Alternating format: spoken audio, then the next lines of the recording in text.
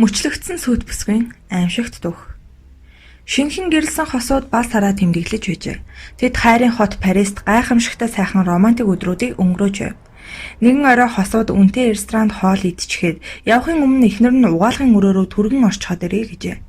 Нөхөр нь түүний гархаалганы урд нэлээд хүлээсэн боловч эхнэр нь гарч ирсэнгүй.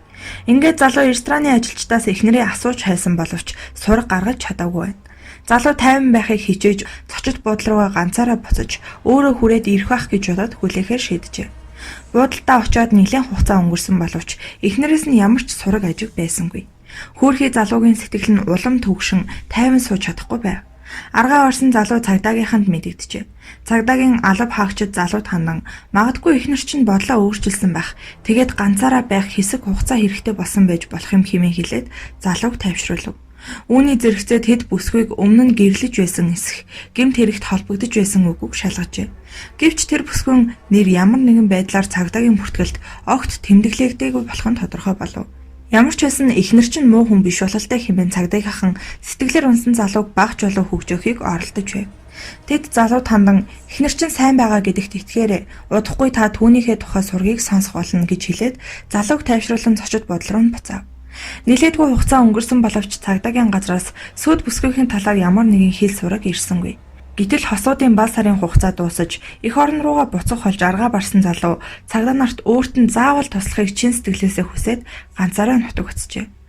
Өдөр хоногуд өнгөрсөөр харин эхнэр нь амьд өгсөн ч мэдэгдэхгүй сураггүй хിവэрэл байв. Аль хэдийн 7 сар гаруй хугацаа өнгөрсөн байлаа.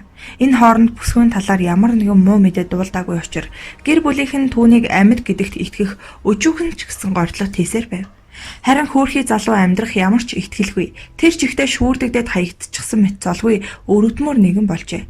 Ажлаач цаашид явуулах боломжгүй болтлоо сэтгэл готролд орж түүнд зовлонгоо мартаж бүх зүйлийг шинээр эхлэхийн тулд ямар нэгэн зүйлийг зайлшгүй хийх хэрэгтэй байлаа. Харин залуу дэлхийгээр аялахаар шийдээд аялалдаа гарав.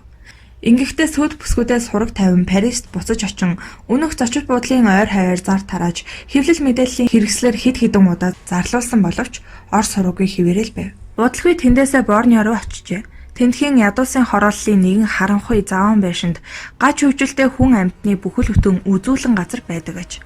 Сонирхолтой хөтлөгдсөн залуу хэлбэр нь алдагдсан биесийг үзэлгүйгээр өнгөрч чадсангүй. Явж очиод орчээ. Тэдгээр гач буруу амьд биетүүдийг хараад түүний жигшил зэвүүцэл хүрч байлаа. Хамгийн сүүлийн өмхий бохир торонд дутуу далийн морин мөчлөгдсөн нэгэн нүцгэн эмэгтэй гинжин банзан савлуур дээр суугаад найгаж байхаагаад урагш хойш савлах тоолондоо амьтан шиг муухай дуугаар орилхож. Эмэгтэй бие нь иймэрхүү зэрэмлэгдсэн ч ухаан санаа нь эрүүл мэт байв.